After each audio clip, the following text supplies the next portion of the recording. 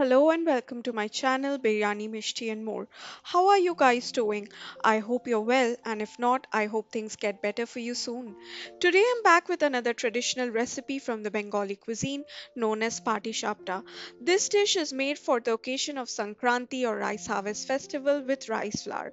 These soft yet crispy crepes are either filled with coconut and jaggery or sweetened and evaporated milk, also known as Khoya. So, without further ado, let's quickly jump into the recipe. The quantities mentioned in this recipe will make about 9 to 10 pieces of standard size patishaptas. For making patishapta, you will need 1 cup of rice, which has been soaked for 7 to 8 hours and dried after before you start grinding it. You can also use store bought rice flour, but the quality and aroma might be missing. Here I've used Gobindobhog rice, which is known to be quite aromatic. While grinding the rice, you might not get the smooth texture of store bought rice flour at the first grind, so you need to keep on grinding it until it comes out smooth. Once you get the smooth texture, move on to mix the rice flour with all purpose flour or maida. And here I've taken a 1:1 proportion for maida and rice flour, which is 1 cup. Give the mixture a good stir until it is lump free. You can even choose to sift it to get rid of the lumps.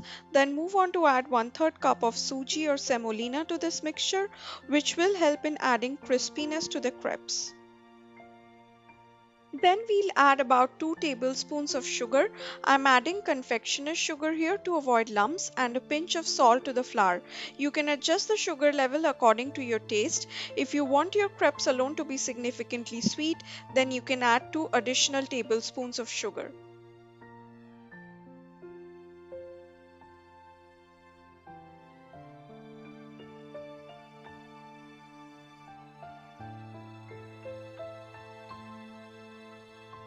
Finally, in the last step of making the batter, we will add some whole milk. In total, I added 3 cups of whole milk to achieve the desired consistency, which is slightly on the thinner side but not too watery. I added the milk in parts so as to avoid adding more than needed. We need to stir the batter nice and proper so as to avoid any lumps.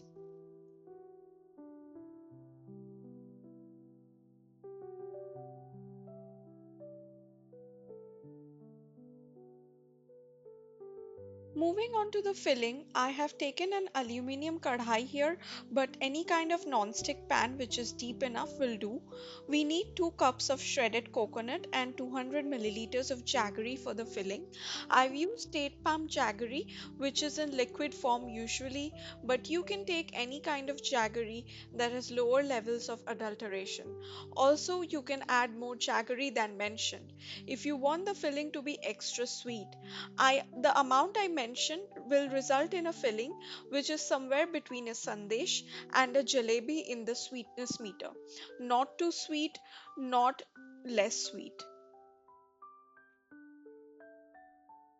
Again, just like the milk, I'm adding the jaggery in parts here and will stir it until it turns golden brown or dark brown in color.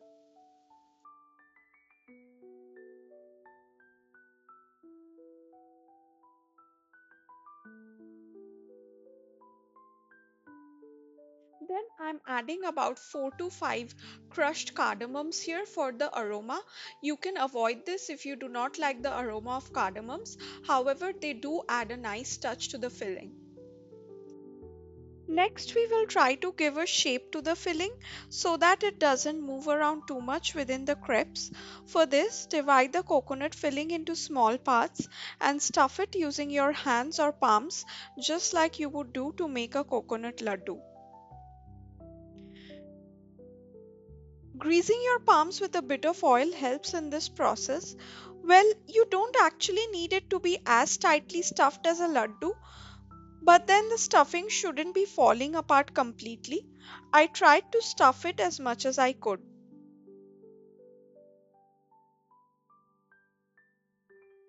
Having a slightly elongated shape helps rather than a round one because in the end you would need to wrap your crepes around the stuffing. Now, finally, we are in the last stage where we will cook the crepes in a non-stick pan. We will grease the pan very lightly with either ghee or oil and then spread the batter just like that of a dosa or uttapam. Remember to spread it across in a way that the crepes are not too thick. So, take less batter and spread it across in a broader diameter.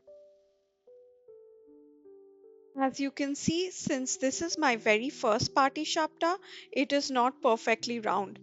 But you will see that I improved with the later ones. And now, filling the crepes with the stuffing and hoping for the best that it doesn't fall apart. Finally, when we see that the crepes are cooked and are coming off the surface of the pan easily, we will carefully wrap them around the filling from both ends and flip them over to allow them to cook for 30 seconds to a minute. Well, if you would like to give your crepes a crusty brown texture, then cook it for 1 to 2 minutes on a medium flame. And here I think I was saved from a public embarrassment as not a lot of the filling fell apart from the crepes. Just kidding, just kidding. Moving on to the next crepe. I'm going to show you around 3 crepes that I made. Actually, I made around 10 crepes, which I mentioned at the very beginning that this recipe makes around 10 crepes. So, but I cannot show you all 10 of them, so I'm just showing like 3, and these are the 3 that turned out to be the best, of course. So, yeah, I hope you enjoy the making of these crepes. I'm going to quicken up the video a bit so that you don't get bored. This is the second one, and yeah, I'm still struggling with the flipping part, but then I think I'm doing okay with the filling. Not a lot of it is coming out, and this one by far was my best, and this was the last crepe. Like, I was really satisfied with this one. So yeah, I hope you guys are enjoying it.